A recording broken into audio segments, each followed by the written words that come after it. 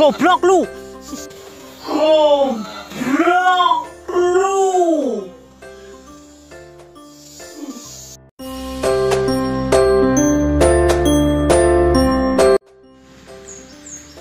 Baiklah pemirsa, kali ini pencarian batu Linggayoni di hari kedua ya. Dan saya sekarang lagi ditemani sama Mas Dodi karena Kang Arif sama Mas Agus Bin juga mungkin sebentar lagi datang. Oh itu dia, sudah datang ya, Mas Agus sama Kang Arif sudah datang. Ini masih sama, masih di Desa Pintu, Kecamatan Jenangan, Kabupaten Ponorogo, tapi di lokasi yang berbeda dari kemarin. Hah? Oke, kita akan masuk ke sana ya. Kita akan masuk ke sana.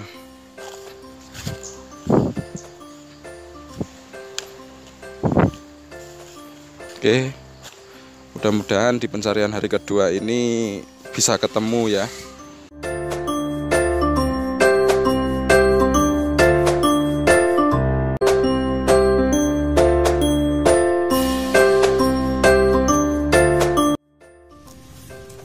Oke pemirsa, kita mau bertanya kepada warga sekitar dulu ya.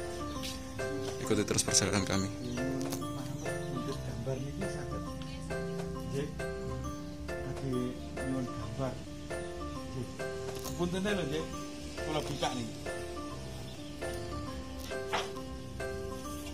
Kita cari di pinggiran kali tadi, tidak bertemu. Ini kita dan tim Satria Wangker menemukan sebuah Yoni yang berada di perumahan warga, tepatnya di depan rumah warga, dan nggak tahu mungkin ini ceritanya ada di sini bagaimana, kita juga nggak tahu. Tapi paling nggak kan ada hasil, ya kan? Orang ngeblong, ya kan? Guyu. Ya, lanjut. Terus kasih keterangan dong. Pencarian kita 2 hari loh. 2 hari baik. Tak sirku tak genep telung dino. Oke teman-teman, udah ketemu satu lagi, ternyata ya seperti yang dikatakan Kang Arif tadi lah. Besar tak baleni nih. Di rumah warga ternyata, dan bentuknya itu ternyata sama kayak yang pertama tadi. Disedah di kemarin. Gudeg apa itu. Ternyata bentuknya sama persis. Kalau sama persis enggak? Kalau sama persis enggak. Yang di Godek itu ada reliefnya, terus yang ini enggak ada, terus ini jalannya air keluar juga tidak ada. Jadi beda. Beda lah, intinya beda. Dah, kita lanjutkan perjalanan.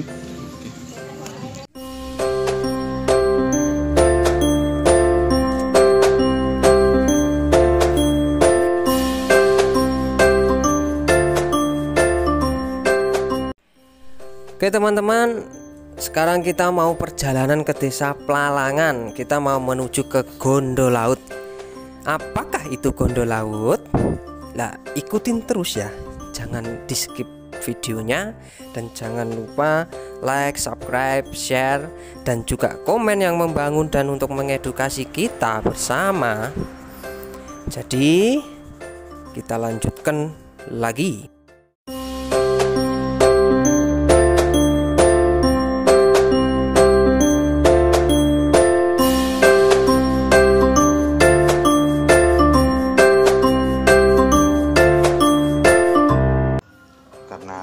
Pencarian yang sangat melelahkan, untuk sementara kita ngopi di tema warung kawaan.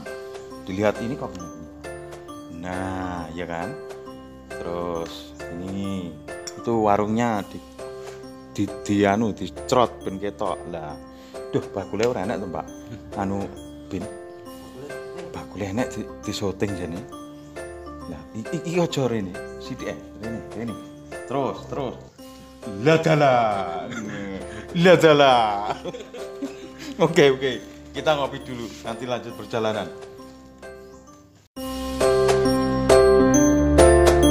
Penelusuran kita lanjutkan ke sebuah legenda atau mitos yang beredar di sekitar area Pelalangan. Di sini ada sebuah tempat yang katanya penuh dengan misteri, penuh dengan danyangan lah katanya. Namanya Gondo Laut. Ada apa di situ? Coba kita lihat.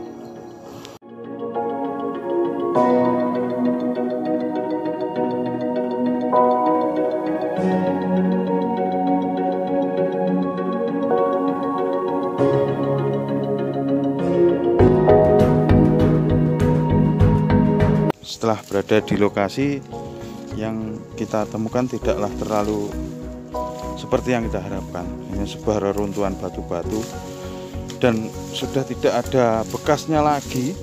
Entah ini apa, kuburan, maksud saya makam atau apa, saya kurang tahu. Cuman yang beredar di masyarakat, cerita yang beredar di Gondo Laut ini ya ini tempatnya.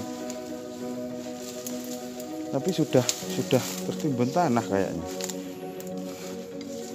Sudah tidak ada jejak lah untuk ditelusuri.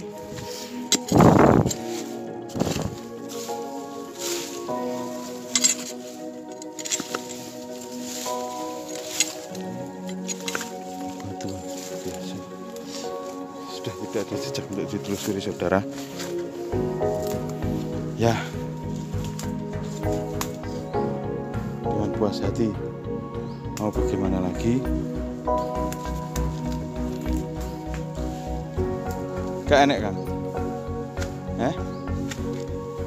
Ya inilah Gondo Laut yang masyarakat sekitar dipercaya mempunyai sesuatu cerita-cerita mistis yang beredar di area Pelalangan ini.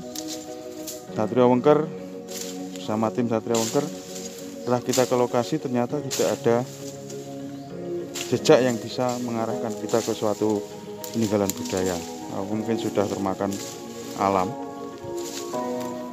Terima kasih, kita lanjutkan lagi, tetap semangat walaupun masih lemas.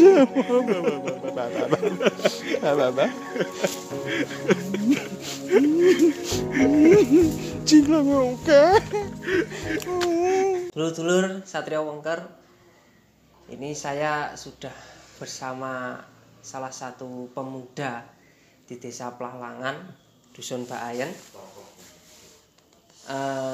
Lebih tepatnya tokoh pemuda di sini bersama Kang Koirul, paranormalnya Baayen. Susah. Kang Koirul, saya mau bertanya-tanya ini tentang salah satu punden. Iya. Punden Gondo Laut. Kalau orang sini mengatakan Gondo Laut nggih. Iya. Kalau mitos-mitos sing teng mriku niku napa mawon, Kang? Itu dulu Mas, itu katanya loh, itu katanya orang-orang sesepuh sini. Nggih. Itu dulu makam, Mas. Makam. Iya, salah satu makam, terus di bawahnya itu ada, kalau orang dulu namanya blumbang.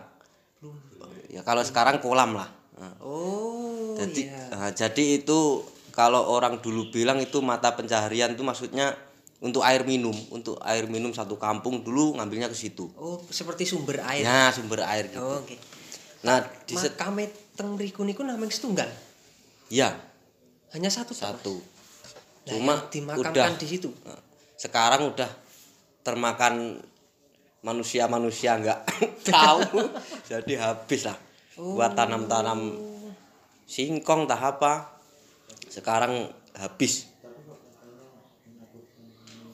Kalau untuk yang mistis, yang menakutkan itu emang benar Mas. Di situ banyak yang sering ada yang kelihatan pocong lah, apalah, kuntilanak lah, itu banyak itu sekali. Oh, warga-warga sekitar sini Ya, berarti sering melihat sering. penampakan Ya, sering. di situ nggih.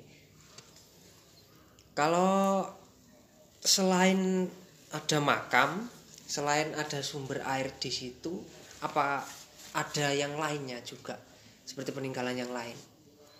Kayak batu-batuan ataupun gimana? Oh, dulu ada batunya Mas. Ada batunya? Ada. Cuma ya itulah, namanya manusia. Sekarang nggak tahu apa itu aturan orang dulu, jadi dibuang mungkin. Wah. Sekarang tinggal rata tanah gitu aja. Tapi kalau energi mistis apanya itu masih itu Mas. Masih besar di situ. Masih Melekat. Berarti mitos-mitos yang di sana itu sebetulnya untuk orang-orang sekitar sini itu nggak ada yang berani. Nggak ada yang berani. Dan orang dulu itu katanya setiap hari Jumat apa itu 1 bulan sekali entah apa itu orang berbondong-bondong ke situ. Makan-makan seperti itulah. Nah, sedekah bumi lah. Sedekah bumi. Iya. Berarti pusatnya itu di situ Mas. Iya, tapi itu katanya orang-orang dulu. Kalau sekarang aduh udah hilang. Sudah. Iya.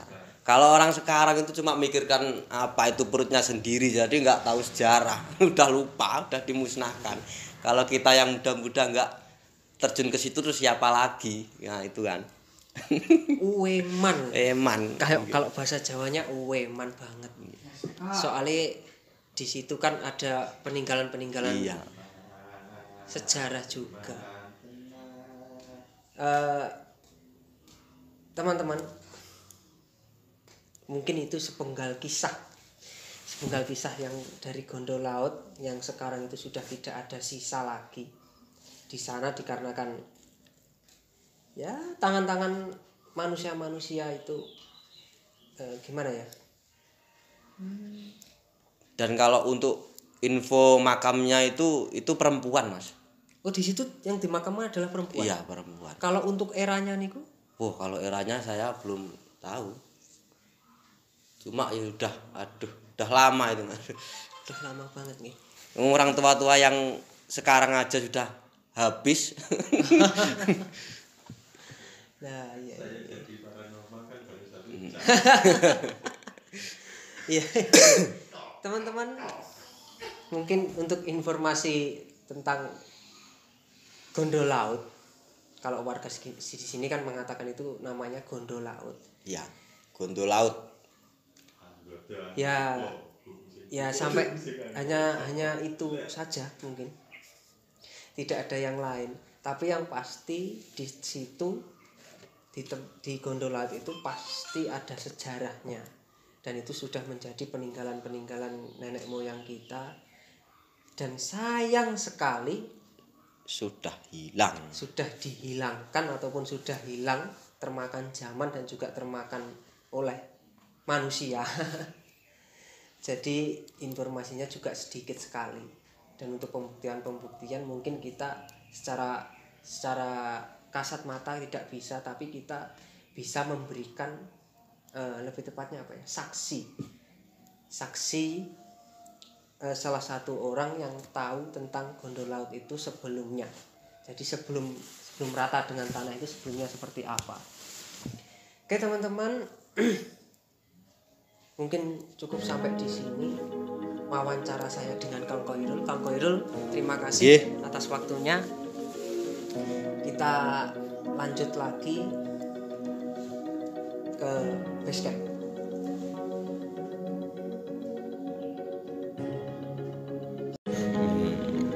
Dulur-dulur Satria Wengker, sedikit penambahan dari wawancara Mas Bin tadi.